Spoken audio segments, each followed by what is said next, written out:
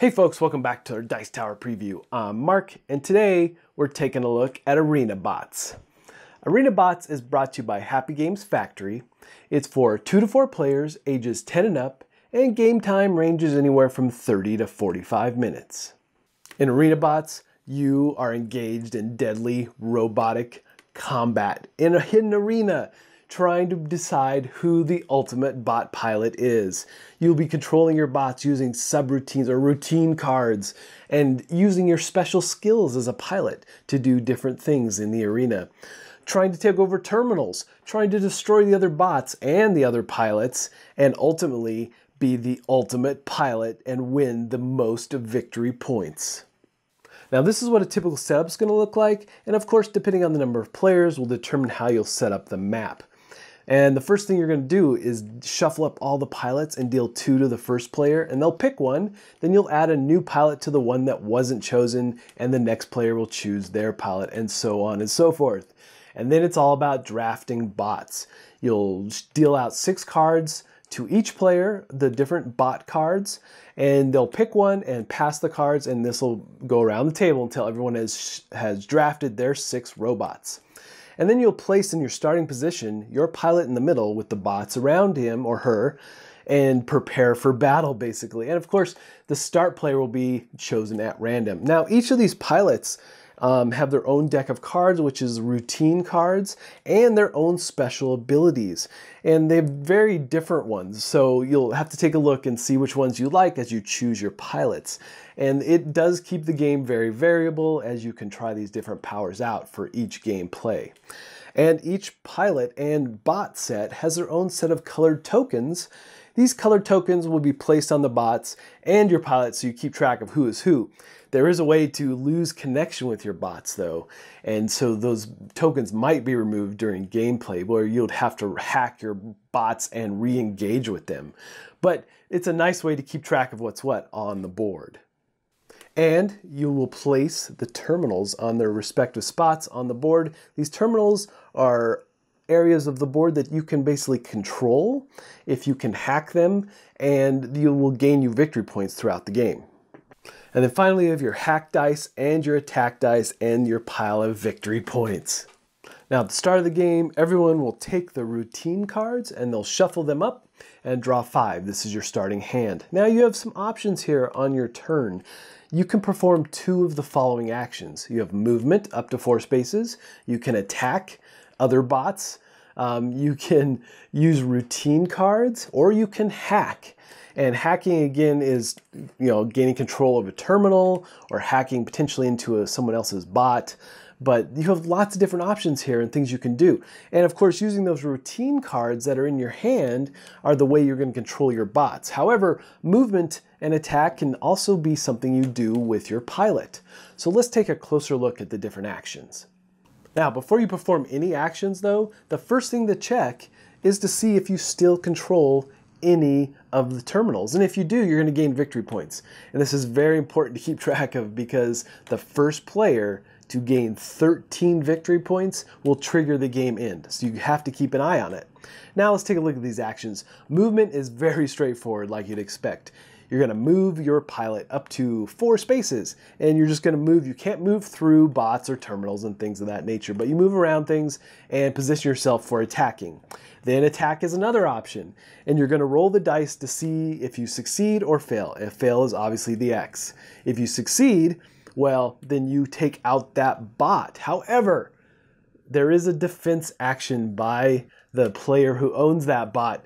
If they choose, they can so discard one of the cards from their hand to make you re-roll that dice. And they can do that as many times as they want.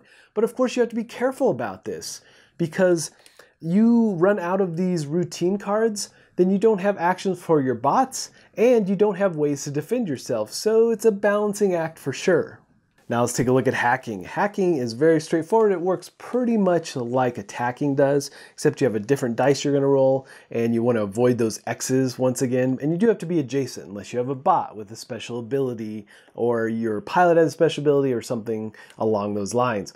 But you generally have to be adjacent to either hack a terminal or hack a bot. Now, you have your tokens that if you succeed in hacking, you will replace the one that's on a bot, or you'll place it on top of the terminal. However, if someone else has already taken control of the terminal, then you will remove their token and put yours there in favor of winning that particular hack. And so that moves pretty much like it does an attack, that the opposing player then can discard one of their routine cards in order to force you to re-roll again. But again, like I said before, there is a real trade-off here. You have to be careful about running out of those cards because you need those to activate your bots. And of course, you have your routines from your hand of cards that are predefined or pre-programmed actions for your robots. And there's some different types here. You have your common, which allows you to do the basic things like move, attack, and hack. And then you have a deployment one, what actually allows you to move 2 of your robots the maximum number of spaces, and it's really handy to get your bots out in front quickly. And then you have your special. And your special routines are defined specifically by your particular pilot. And one of my favorites is Giuseppe, because basically his special routine is all about being the puppeteer and taking control briefly of someone else's bots to use them to his own ends. So those are some pretty handy techniques, and the different pilots can do very different things with that special ability. Now, along with all the other actions you can perform, each of your bots has their own special abilities that they can do inherently to that robot. So you have 3 main types. You have the push bot, the spider bot, and the Ronin. So the push bot is like it sounds. It can be deployed in a way that it pushes the other robots around the board. And what's handy here is if you use like a deployment routine, you can potentially move a bunch of your robots out into position pretty quickly using the push bots. And then you have the spider bots. Spider bots are great for hacking because they don't have to be adjacent.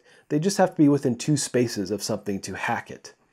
And then you have Ronin. Ronin is your attack bot, really. I mean, they all can do these various standard actions using the common card, but Ronin is the guy you want out there in front attacking because that robot can attack 2 adjacent enemies.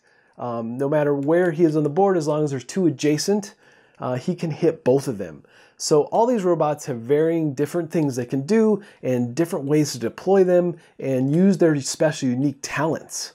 And then the last thing you'll do in your turn is to draw 2 routine cards, as long as you have cards to do so.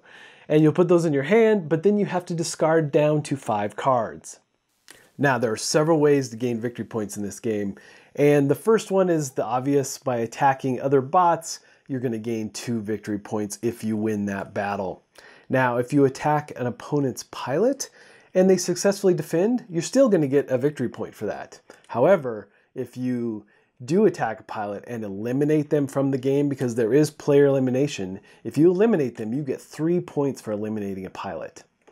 And then for every terminal, like I said, that you control at the start of your turn, you gain 1 victory point. And then at the end of the game, for every connected bot that you still have, and for every terminal, you're going to get victory points for that as well.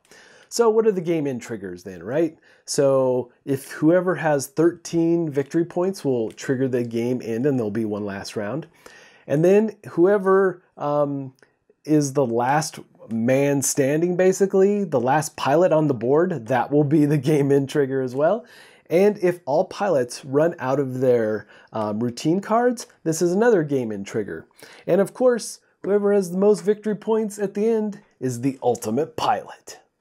Hey folks, just a reminder once again, this has been a Dice Tower paid preview, and everything you've seen here has been in prototype form. So keep a close eye on the campaign for any changes that still may occur. Now, you know, they have a lot going on in this game, and it truly is that battle skirmish, and I like how quick the game plays. It moves really fast. And I know that they're going to have some other robots that they're going to employ in this, or be as an expansion. And there's even a Octobot with like a telescoping arm and some different things they're going to have rolling with that. So I'm excited to see what some of these different bots can do and how they can add to the gameplay.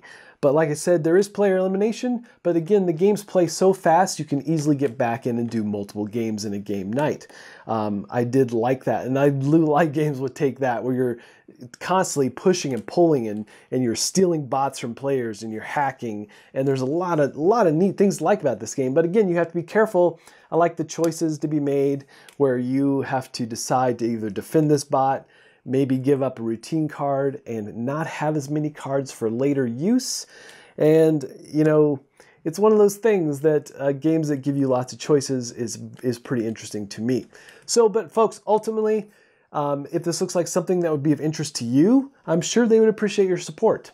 So I think that's it for me, and until next time, we'll see you at the table. Thanks so much for watching the Dice Tower videos. Find more great videos and reviews, as well as our top-rated audio podcast at Dicetower.com. You can also find other great shows at Dicetowernetwork.com. I'm Eric Summerer, and you've been watching The Dice Tower. The Dice Tower is sponsored by Cool Stuff Inc., where you can find great games for great prices. Cool stuff in stock. Check them out at CoolStuffInc.com.